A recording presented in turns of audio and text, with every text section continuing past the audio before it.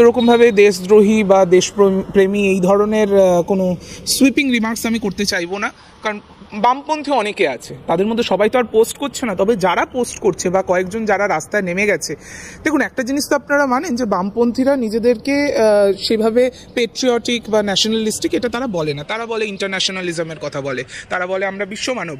তো বিশ্বমানব যারা তারা রাস্তায় নেমে গেছে, তারা বলছে যুদ্ধ চাই না, শান্তি চাই ইত্যাদি।